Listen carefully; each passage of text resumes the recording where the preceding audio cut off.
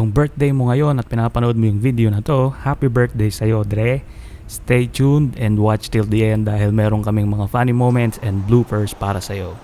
Linggo na naman mga Dre, so pag linggo, syempre family day yan. So ayan, lalabas kami ng mag-ina ko, pupunta muna kami sa Sylvia Park dahil lately may mga binili akong gamit at isa doon ay isusuli ko. So papapalitan natin yung mixer na binili ko at ayan na nga si Mrs.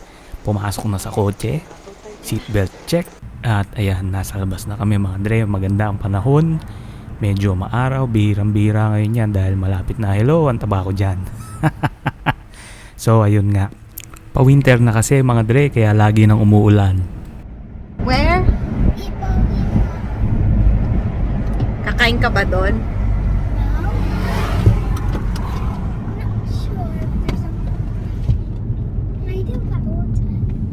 At ayun nga mga Dre, so konting kembot lang, nasa Sylvia Park na tayo. Kaso ang problema, medyo traffic.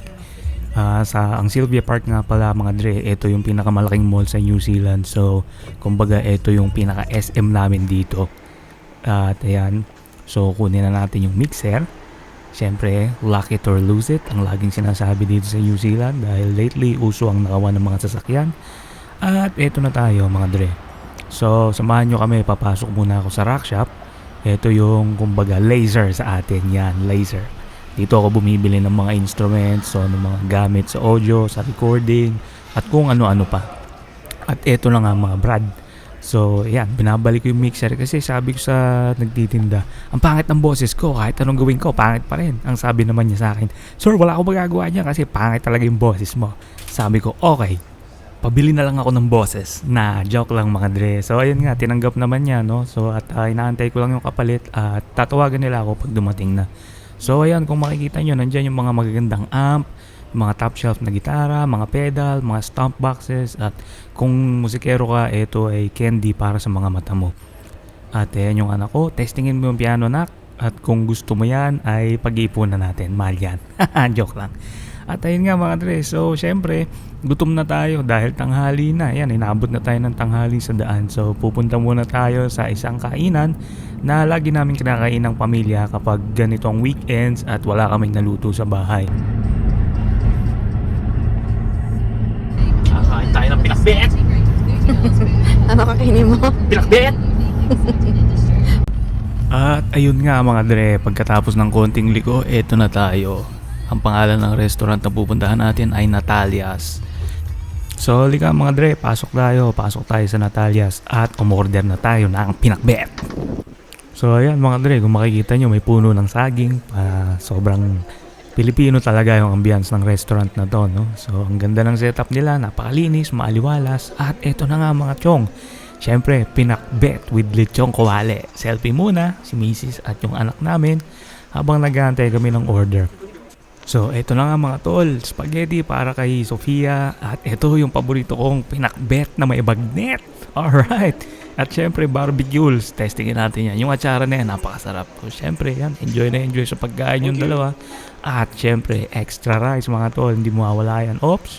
Syempre, halo-halo para sa dessert. Alright, Pinoy na Pinoy yan tol. Panalo dito sa Natalia's. Minsan puntahan nyo kasi ang sarap ng luto nila mga tol. At after natin kumain, syempre, eto na yung surprise namin kay Sofia. Dahil lately hindi siya nakakapaglaro. So, dahil nga gloomy yung panahon, winter, so dinala namin siya dito sa Hippo. Ito ay isang indoor playground. Ayan, enjoy yung bata. So, sobrang pagod at tuwa. Ayan, nakahiga na. So, bayad muna bago baba, bago laro. Let's go! At ayun na nga mga Dre, off she goes. Akyat dito, akyat doon, slide dito, slide doon. At makikita mo sa mukha niyang tuwang-tuwa siya. At ayan, syempre, hindi naman magpapatalo si Mrs. Nakilaro na din.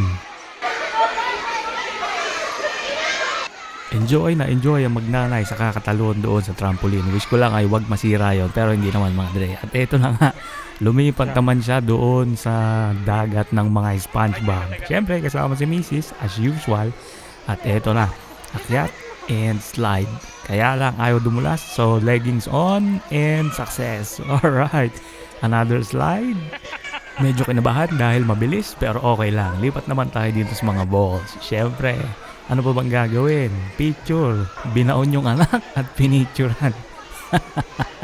Ang lupit talaga ng misis ko. And syempre, laro-laro dito sa life size na piano. At ewan ko kung ano to, parang saging. Pero makikita naman sa mga mukha ng mga bata, mga brad, na tuwang-tuwa sila. Okay, balik ulit sa SpongeBob Seas, wall climbing, at kung ano-ano pang mga pinagagawa dito sa lugar na to. At syempre, eto yung pang finale. Ang huling slide, nakasama si Mama. Alright, tuwang-tuwa silang dalawa. Bumalik sa pagkabata yung malaki. And another one. Oy, bakit ganon? Nagtakip ng ilong mga dre, wala naman tubig. Akala yata nasa swimming pool siya. Akala yata nasa Splash Island. Pero yun nga mga brad, mga tol, yun nga yung bloopers na sinasabi ko sa inyo. Minsan hindi natin maiiwasan. Lalo kung sanay tayo lagi nag-i-slide sa mga swimming pool na mga ganyan. Kasi yung misis ko mahilig yan sa Splash Islands eh. So yung mga water parks talagang mabenta sa kanya. So minsan, kahit na normal na slide lang, ayan, napapatakip siya ng ilong dahil ine-expect niya malulunod siya o may tubig na papasok sa ilong niya. So ayun lang mga dre.